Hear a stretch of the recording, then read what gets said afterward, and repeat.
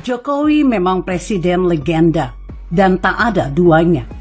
Indonesia seakan mendapat durian runtuh di era kepemimpinannya. Satu persatu hal mustahil justru diwujudkan. Mereka yang dulu berkuasa ia buat takluk dengan aturan mematikan. Salah satunya permintaan pembangunan smelter yang selalu menuai keberatan dari pihak perusahaan tambang. Kini bidikannya ke Freeport mulai membuahkan hasil. Beritanya akan ada 1,7 ton cadangan mineral yang diolah DNA setara 600.000 truk. Smelter sendiri berasal dari bahasa Inggris, yakni smelting, artinya peleburan.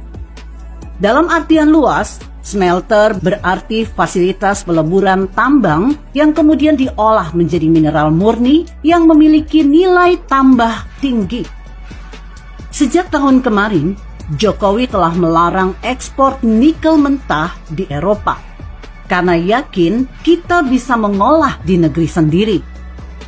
Hal ini diwujudkan dengan kerjasama RI dan Cina untuk pengolahan nikel di Sulawesi dan kini disusul PT Freeport.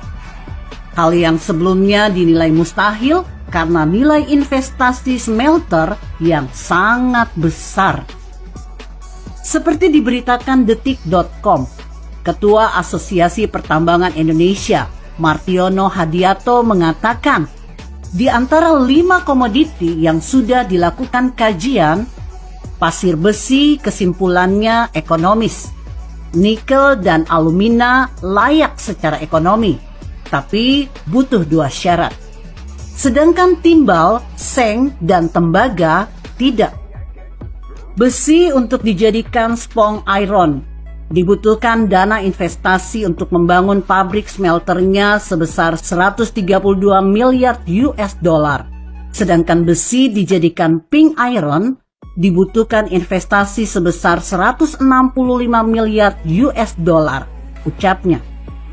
Sedangkan nikel dan alumina layak secara ekonomi, namun membutuhkan 2 hal strategis. Pertama adalah pasokan listrik yang mencakup dan murah. Karena satu smelter nikel butuh listrik 150 hingga 300 megawatt. Sedangkan untuk smelter alumina membutuhkan listrik 156 megawatt. Kemudian investasi untuk smelter nikel menjadi ferronikel mencapai 972 miliar US dollar atau 9 triliun rupiah. Sedangkan untuk mengolah nikel menjadi HPA dibutuhkan investasi 1.160 miliar US dollar. Sedangkan untuk mengolah alumina menjadi smelter grade alumina dibutuhkan investasi sebesar 1.662 miliar US dollar, ungkapnya. Nilai investasi yang sangat besar tersebut membuat perusahaan tambang sulit mengembangkan smelter. Tentunya tidak mungkin dari satu institusi, harus konsorsium. Nah, konsorsiumnya dalam negeri apa luar negeri? Kalau dalam negeri, pakai rupiah dengan bunga tinggi. Kalau luar negeri, pakai dolar dengan bunga kecil, ucapnya.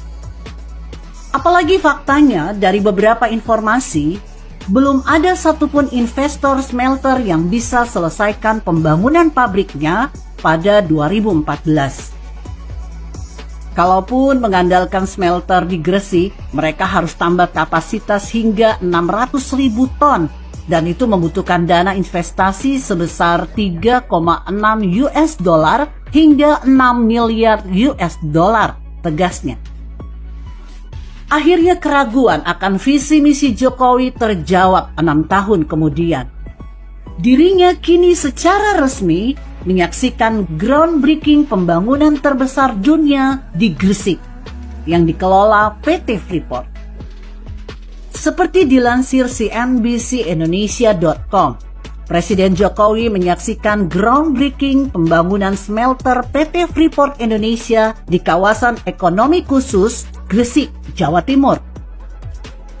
Berbicara dalam peresmian, Jokowi menegaskan, Fasilitas pengolahan dan pemurnian konsentrat itu akan menjadi salah satu pabrik smelter terbesar di dunia.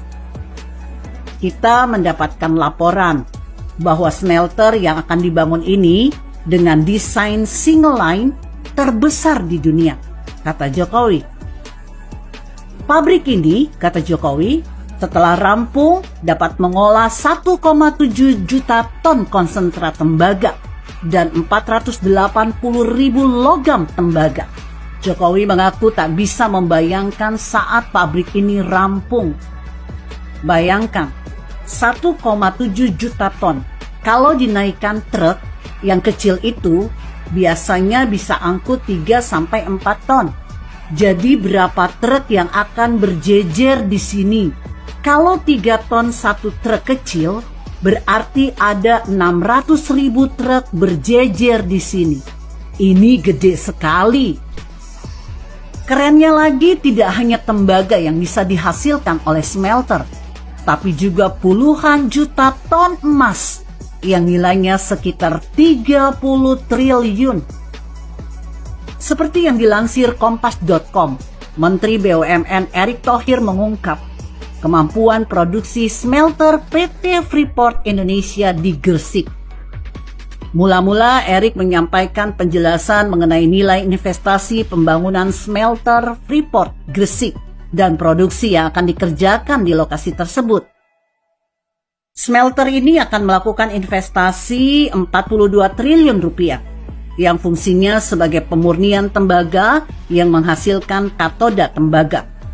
Katanya di sela peletakan batu pertama pembangunan smelter Freeport Gresik, tepatnya di kawasan ekonomi khusus Gresik, Jawa Timur.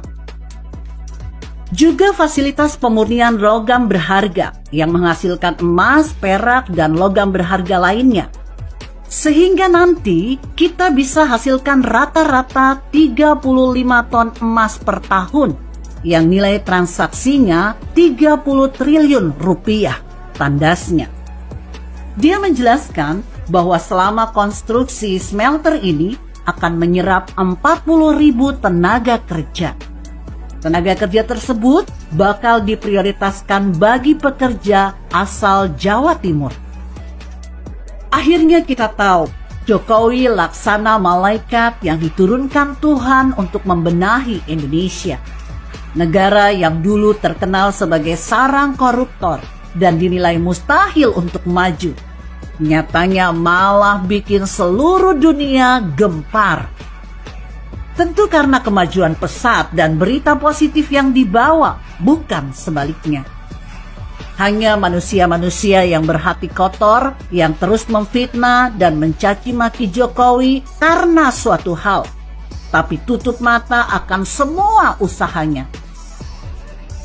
Semoga saja akan ada penerusnya yang juga mewarisi kerja keras dan visioner seorang Jokowi.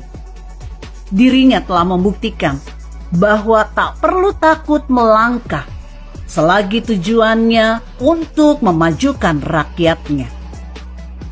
Begitulah kura-kura. Artikel ini ditulis Niha Alif di siwot.com. Jika Anda berpendapat lain, berikan komentar Anda di kolom komentar. Saya Emma, Karisma 90.